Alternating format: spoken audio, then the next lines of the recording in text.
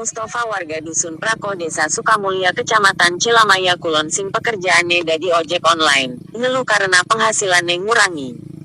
Jere Mustafa biasane ku unggal panen, sedina-dinane bisa ngunjal sampai 30 karung, tetapi sekian sekimung bisa ngunjal 10 karung doang.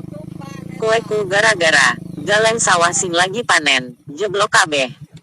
Mewakili para ojek online, Mustafa pengen supaya galeng-galeng sawah dicor kabeh supaya ngunjaleku lancar. Kayak kue diomongaken deweke waktu ngunjal ning sawahe Kaji Sleman, buatan desa. Kueku gara-gara galengnya cilik terus ditimpa udan, sehingga galengnya dadi becek, dadi jeblok, ngunjale kangelan, yakin. Jere Mustafa waya sore dina Sabtu legi tanggal 26 Desember 2020. Mustafa ngarepaken ning kepala desa supaya galang-galang sing ning ana ning sawah dicuri kabeh supaya membantu petani waktu panen ora kangelan ngunjale lancar, iya beli. Ya iya ingat.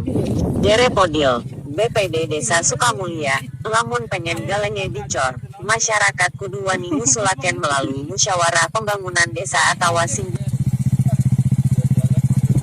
biasa disingkat Musrenbang sing biasa dilakoni unggal tahun. Nanggapi omongannya Podil, segi para ojek online ngerti carane ngusulaken ning pemerintah desa. Oh kayak gue, ya wis koma pada melu ngusulaken lah, supaya galengnya dicor.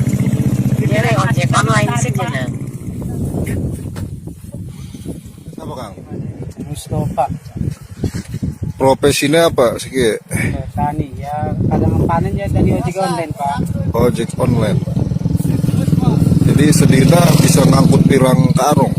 Ya lamun jaga tanggar mah 30 karung bisa Pak, segi menjaga kayak kia ya minimal 10 karung ya tengah sore Pak. 10 karung tengah sore ya. Jadi penghasilan kayak ngurangi. Kurang.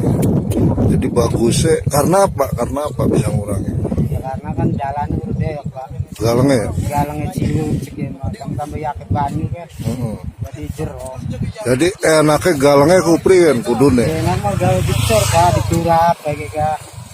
Supaya petani ya enak, online ya enak kayak gitu. Jadi galangnya dicor kabeh ya. Iya.